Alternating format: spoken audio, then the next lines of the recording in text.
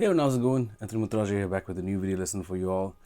Before I get to the actual lesson, I have an announcement to make. So, a part of the reason I'm recording this particular idea to share with you all has to do with something I've been up to lately with the channel, where I've just been combing through my older videos, kind of going over some stuff that I shared before, which I am happy with, generally speaking, but a lot of the content I posted before were also rather clickbaity and didn't really have a good foundation in terms of lessons and concepts and ideas and practice philosophy and a whole bunch of other things. Of course, granted, this was content that I started creating 6 years ago, so a lot has changed. A lot has changed in the way I think, the way I teach as well, and I'm constantly learning. So I have decided to get rid of a few videos that I feel like don't sit with me at the moment. So in case you're looking for those videos and you don't find them, you know the reason why. Okay, so this lesson is pretty simple. We all chase better technique. Technique is one of the most talked about things with bass players. Fingerstyle, pick, slap, like technique. And in recent times, I have realized that there is one guaranteed way to build your technique.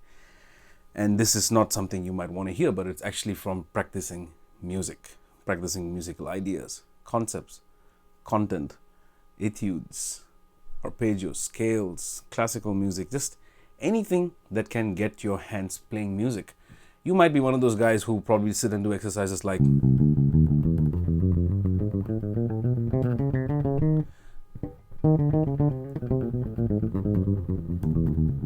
I probably should sit and do that. Or maybe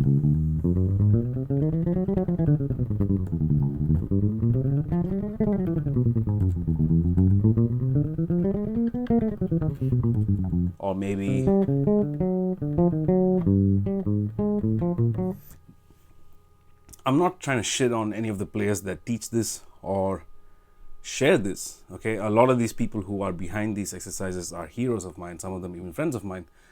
But let me tell you this is not going to immediately make you a better player. In fact, when on earth are you going to ever use your fingers in that manner to play bass, whether it's a bass line or solos? Now, for one, I tend to use these kind of chromatic ideas.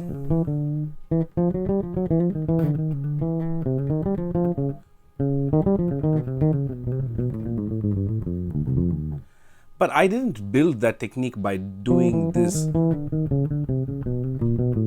I built that by taking ideas apart, taking lines apart, bass lines apart, and trying to really understand what's going on, thus pushing my picking hand and fretting hand to do the work, to play the notes.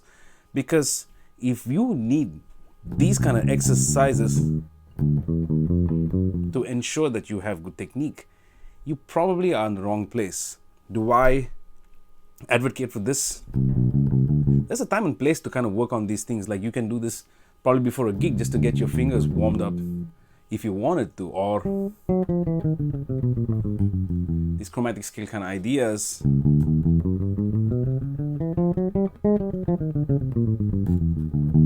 You could even probably tell from my face and my hands, I'm not entirely comfortable doing this because I never worked on it. But I did take musical ideas. I think I've shared this one before, but say the prelude in C minor from Bach. I like that. And then I like to probably take it for a run.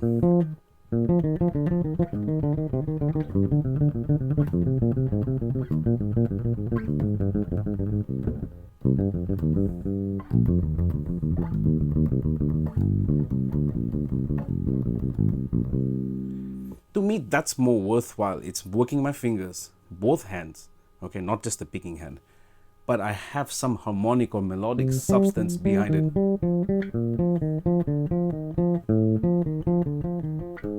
And then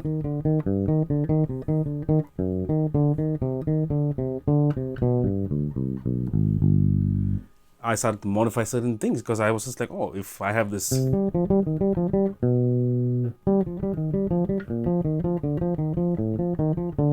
now I have this chromatic motion on the bottom.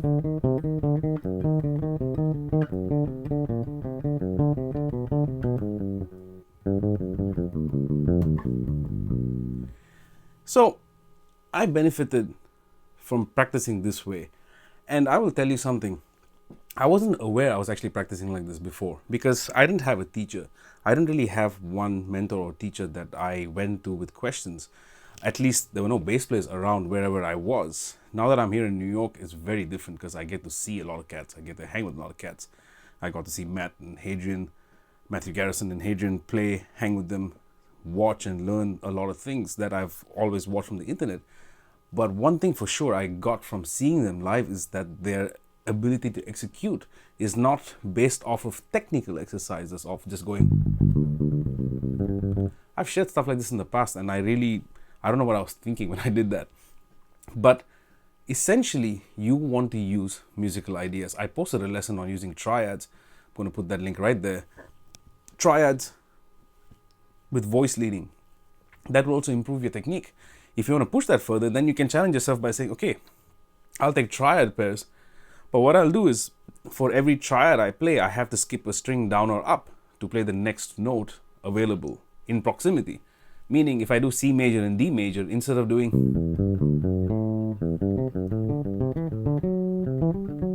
that, I'll have to do.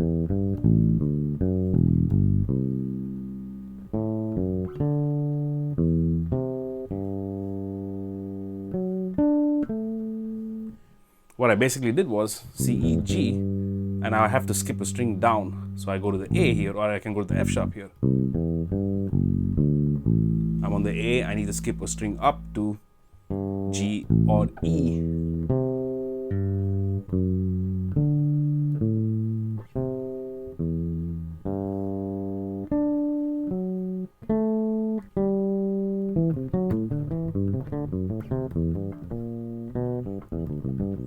And once I have a handle on that, I try to change it up. So you don't need to resort to working on exercises that are exclusive to technique. Okay? You don't get better by just, let me give you a cooking analogy. I love cooking. I cook a lot. A lot of times when it calls for a spice mix, I tend to make the spice mix myself. I could go and buy maybe a taco seasoning. It'll have everything I need, but I don't do that, right? I make the blend myself because that gives me leverage to be able to take away or add certain ingredients that I would rather add. Similarly, if I sit down to just work on this without real context, it doesn't get you anywhere. It doesn't guarantee you to be able to play that.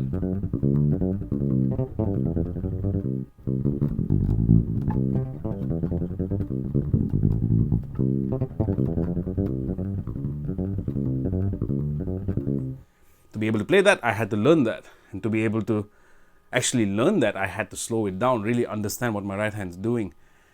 And yeah, so I just wanted to share this with all of you. I hope you dig this. And if you dig similar content where I am basically demystifying certain philosophies of bass playing and learning, let me know in the comments below some topics or ideas that you have, and I'll be happy to look into it and make videos about it. All right, I'll see you guys in the shed until the next one. Peace.